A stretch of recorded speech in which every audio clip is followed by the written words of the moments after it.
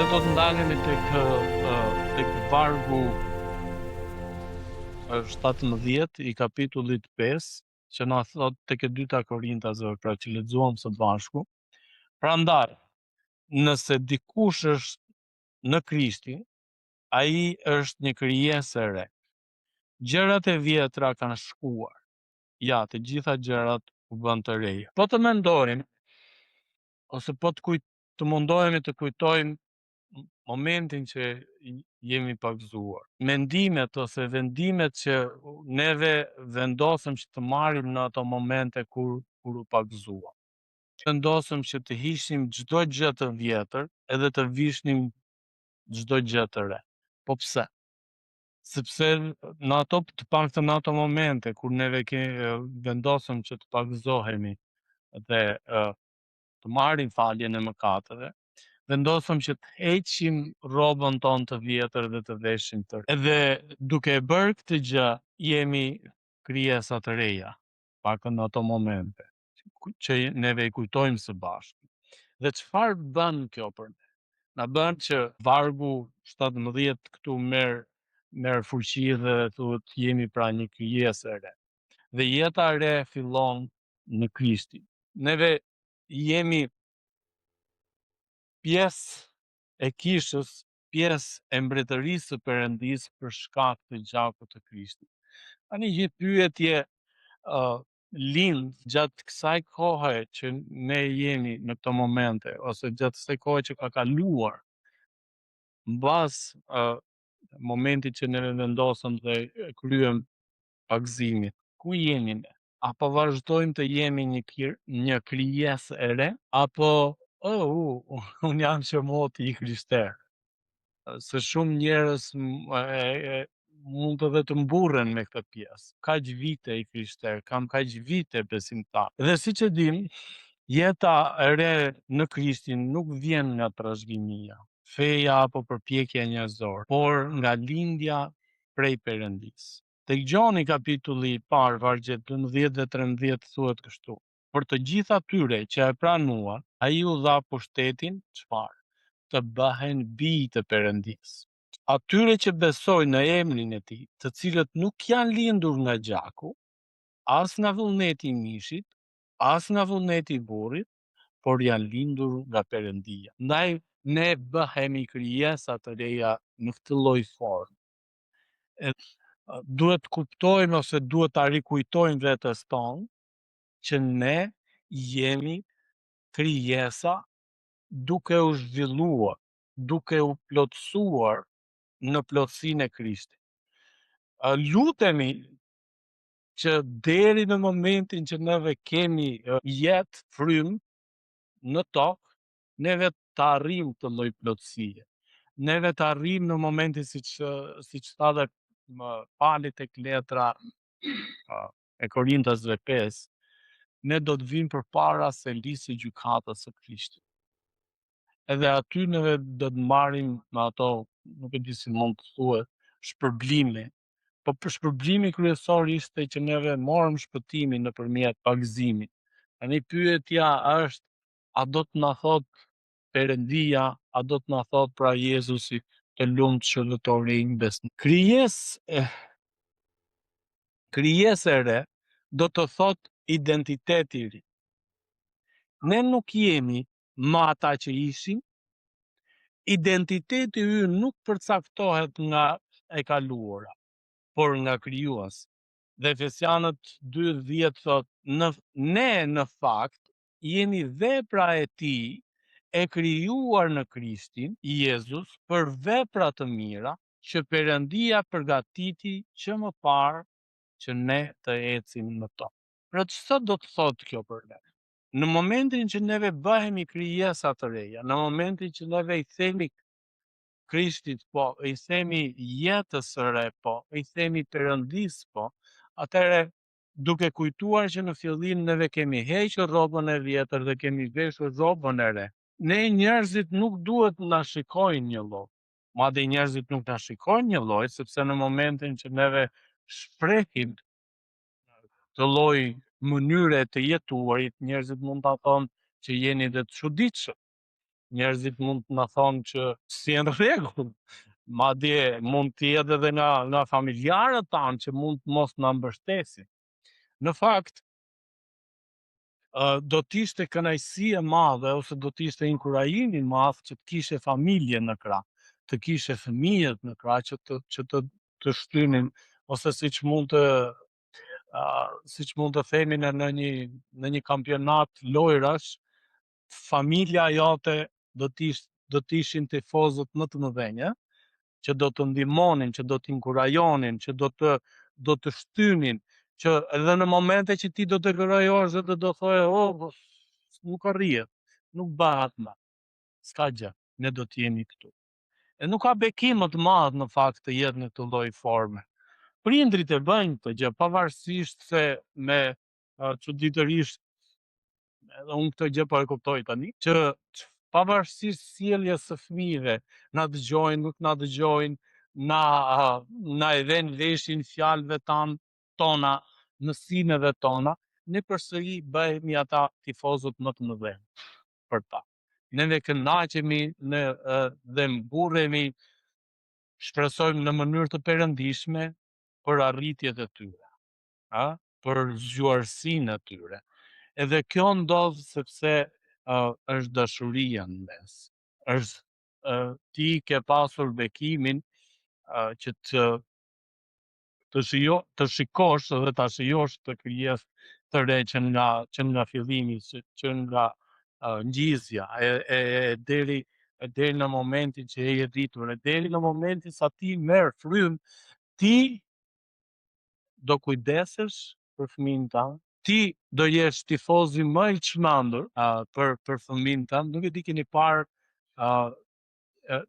ishte një që është pikante, ishte një ndeshje mundje, edhe ishte djali që po bënte mundje, edhe kjo mamaja, nëna, ishte me bashkëshortin, ishin aty së bashku dhe ishin në rreshtin e parë. Nëna që gati sa nuk, në momentin që e vendosi djalën e saj poshtë, nëna gati sa nuk hidhet në sulm ta kapte për të ndryshuar pozicionet pra që të fiton. Ne përfshihemi aq shumë. Me gjitha këto të thënit, ose të përmendurit, është që gjithashtu dhe Perëndia është aq shumë i përfshirë me ne, është aq shumë i dhënë me ne, sa dërgoi birin e tij në kryq për mëkatet tona. Edhe në fakt, të jesh i krishter ose ta shpallësh veten të krishter, ta shpallësh veten tënde si besimtar, do të thotë që ti pozicioni yt i zemrës ndryshon. Do ta shikojmë pak më vonë. Ti je ndryshe. Nuk mund të thuash vetëm me fjalë. Gjërat e vjetra kanë shkuar. Tek pjesa e vargut 17 përmendet dhe thuhet gjërat e vjetra kanë shkuar tash. Neve ndonjëherë bëjmë kur shikojmë ato rrobat e vjetra që i kemi në shtëpi, shpesh herë edhe na vjen ndonjëherë keq që ti hedhim ose që ti ku ta di, madje edhe ti japim. Themi, po lesa masën duhet, do më hymë punë mua kjo. Ja, e mbaj për shtëpi e kështu me radhë. Perëndia na thot tek Romakët 6, njeriu i vjetër është kryqëzuar, ai nuk sundon më. Mëkati nuk ka më autoritet. Edhe në momentin pra që ti në mendjen tënde, në zemrën tënde ke vendosur Krishtin, ke vendosur fjalën e Perëndisë që të bëhet mënyra jote të jeturit, mënyra jote të folurit, çfarë do të thotë kjo për ty? Ti ke hequr të gjitha gjërat e vjetra. Pra ato zakonet e vjetra që ne kemi pasur, i kemi hequr.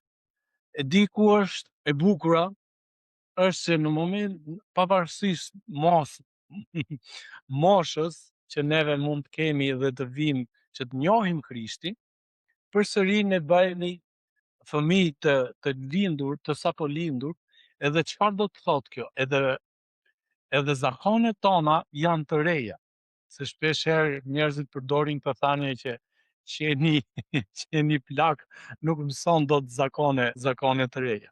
Por meja e njeriu në Perëndin është komplet ndryshe.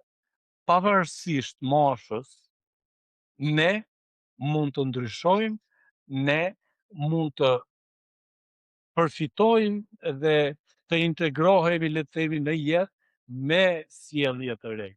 Edhe nuk mund të themi dot që shiko, kjo ishte jeta ime, unë këtë lloj mënyre të jetuarit kam bërë për kaq kohë, edhe unë nuk ndryshoj dot. Kështu që ndash të pëlqej, ndash mos pëlqej, neve mund t'ia themi njëri tjetrit, por përpara Perëndis neve do të themi dakord. Pra nëse neve duam që të ndryshojmë me të vërtet. Pra duke ditur këtë, se njeriu ynë i vjetër u kryqëzua me të, thot pa, që trupi i mëkatit mund të jetë anuluar dhe që ne të mos i shërbejmë më mëkat. Pra nuk ka më pushtet. Edhe kjo është një luftë e përditshme që neve e bëjmë në jetën tonë.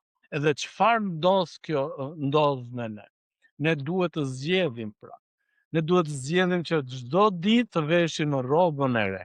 Edhe ajo çfarë është më e kënaqshmja ose që është një bekim shumë i madh, rroba që ti ke veshur në Krishtin vazhdon të jetë çdo ditë e re. Po pse thonë jo? Mirë bëhet që pyet, sepse ti je në proces ndryshimi, ti je në proces ripërtëritje. Do ta shikojmë tek pjesa ku ne tek Romakët kapitulli 12 vargu 2 thot transformimi fillon në mendje. Pra jeta e re mendon ndryshe, zgjedh ndryshe, jeton ndryshe. Vargu 2 tek Romakët 12 thot dhe mos u konformoni me këtë botë, por transformohuni me anë të ripërtëritjes së mendjes suaj, që të provoni cili është i miri, i pëlqyeri dhe i përsosuri vullnet i Perëndis. Pra duke u transformuar me mendjen tënde, duke u ripërtëritur me mendjen tënde, duke u ripërtëritur, pra duke u ndryshuar, duke u transformuar, rroba jote është e re në Krishtin çdo ditë. Mi ti mos thuash mund t'i kemi dëgjuar këto fjalë. A ke ndonjë gjë të re? Po le të themi që po ja kujtojmë njëri tjetrit këtë, sepse është shumë e rëndësishme jeta jonë në Krishtin. Çështja është dhe çështja ngrihet është një marrëdhënie personale me Perëndin. Pra ti ke dhënë zemrën, ti ke dhënë jetë. Ti mund të thuash ose me fjalë që të deklarosh që unë i besoj Krishtit, por në qoftë se ti nuk ndryshon me veprimet të tua, me sjelljen tënde, atëherë ka punë për të bërë. Do ishte mirë që të ndryshojë, do ishte mirë që me të vërtet ato fjalë që neve themi, kur i themi që besojmë në Krishtin, jemi pagzuar, jemi të krishterë, atëherë ti nënkuptojmë ato. Ta themi me të vërtet, jo sa për të largojë. Pra Perëndia jo vetëm që kërkon që ne të transformohemi me mendjen tonë, por na jep një zemër të re. Perëndia nuk e rregullon zemrën e vjetër. Ai e zvendëson. Tek Ezekieli kapitulli 36 vargu 26 thot: do t'ju jap një zemër të re dhe do të shtije brenda jush një shpirt të ri. Do të heq nga mishi juaj zemrën prej guri dhe do t'ju jap në zemër prej mish. Pra një zemër që formohet, një zemër që punohet. Një zemër guri do të thotë, noi e kemi përdorur edhe e përdorim shprehjen po se që zemër gurë, po pas e qenë pa pi gjakun trup. Kur shikon sjelljen shumë të ftohtë të një personi që nuk ndryshon, madje domethënë kur themi neve që ai ha problemet atij ose asaj dhe tregoj hallet, problemet si i ke, edhe përsëri nuk shikon ndonjë reagim dëmshurie, ndonjë prekje. Dhe kjo ndodh sepse zemra bëhet e ftohtë. Kjo ndodh sepse zemra bëhet prej guri. E dini pse? Unë të paktën e mendoj dhe e gjykoj në këtë lloj mënyre, duke patur parasysh të mësimet biblike, është sepse ne i lëm më shumë vend djallit. Ne i lëm më shumë vend mendimeve të këqija. Neve i lëm vend më shumë lakmis. Neve i lëm vend më shumë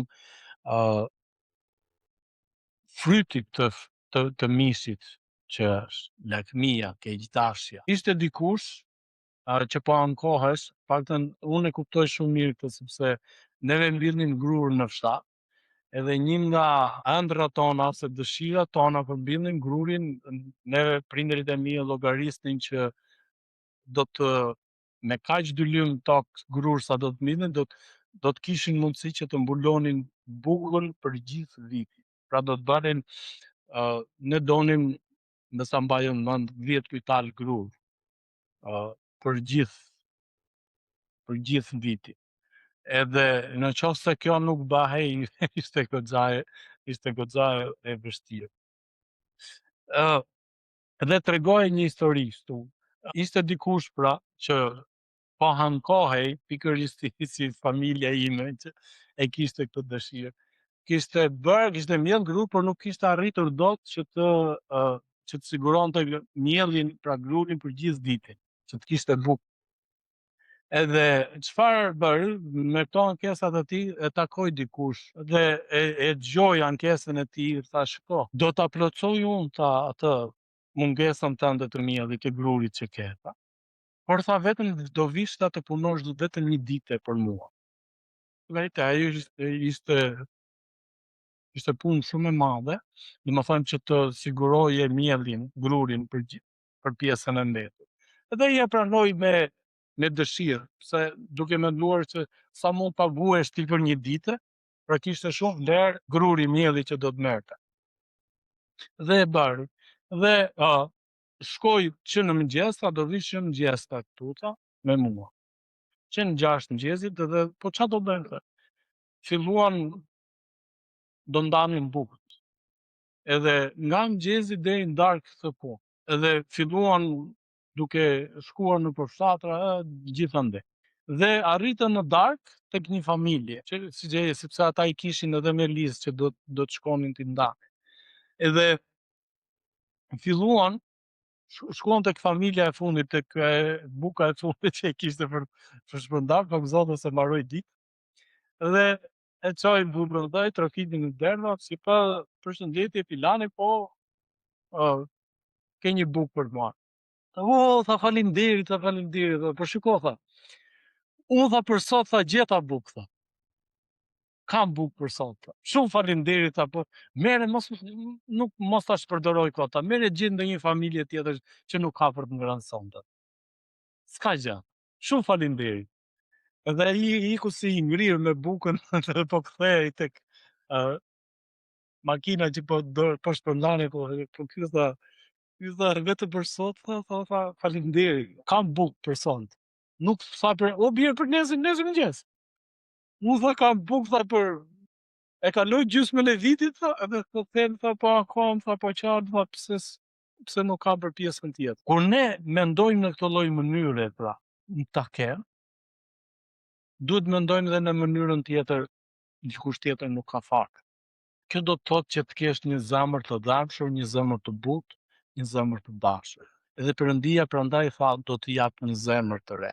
Në qoftë se ti nuk ndjen dëmshuri, ke një lloj ngurtësie, ke një lloj ngurimi në veten tënde, edhe nuk ndjen dëmshuri për të tjerët, atëherë zemra jote mund të ketë dy gjëra, ose nuk e ke marrë zemrën e re akoma, transformimi nuk ka ndryshuar ende, ose nuk ka ndodhur ende, dhe e dyta është zemra jote është infektuar, sepse ti po lejon frytin e mishit të ushqej shpirtin tënd.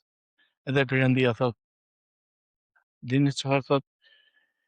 jeta e re nuk është unë për Krishtin, por Krishti në mua. Pra nëse neve jetojmë Krishtin në veten tonë, në jetën tonë, atëherë zemra jonë është gjithmonë e brisht, e butë, e dashur, e dhanshur. Unë nuk rrigjova bashkë me Krishtin dhe nuk rroj më unë, po Krishti rron në mua. Janë fjalë shumë fuqishme këto për t'i thënë. Dhe ajo jetë që tani jetoj në mish, e jetoj në besimin e Birit të Perëndis që më deshi dhe dha veten për mua. Kjo do të thotë të jetosh me Krishtin. Kjo do të thotë që ti je ndryshe. Kjo do të thotë që ti je në proces dhe nuk je prekur nga infektimi i ngurtësimit. Dhe duhet jetë një jetë e re që jep fryt. Mateu kapitulli 7 vargu 17. Kështu çdo dru i mirë jep fryte të mira, por druri i keq prodhon fryte të këqija. Pra, aty ku ka krijesë të re, ka fryt të ri. Çfarë do të thotë? A kemi ne, edhe kjo është më e bukur të qenit të krishterë, që ne çdo ditë jemi krijesa të reja. Ne çdo ditë kemi veshur Krishtin dhe japim fryt. Në qoftë se ne nuk japim, atëherë ne jemi në problem shumë të madh. Dhe është momenti që ne duhet të reflektojmë. Unë dëshiroj që t'ju sfidoj dhe të inkurajoj me këtë mësim, duke i kërkuar dhe duke i kujtuar edhe një herë vargun tek e para Korintasve kapitulli 5 vargu 17. Prandaj, nëse dikush është në Krishtin, nëse neve rrëfejmë dhe themi jemi në Krishtin, a jemi ne një krijesë e re? A i kemi flakun e gjërat e vjetra, i kemi hedhur poshtë? Pra gjitha gjërat tona bëhen të reja. Gjithë gardaroba jonë shpirtërore bëhet e re. Çdo ditë. Le të lejojmë Krishtin që të punojë pra në zemrat e gjithë secilit prej nesh. Zoti ju bekoft, Zoti ju dhënë paqe, Zoti ju dhënë zgjuarsi që të kujtojmë që ne i përkasim Krishtit.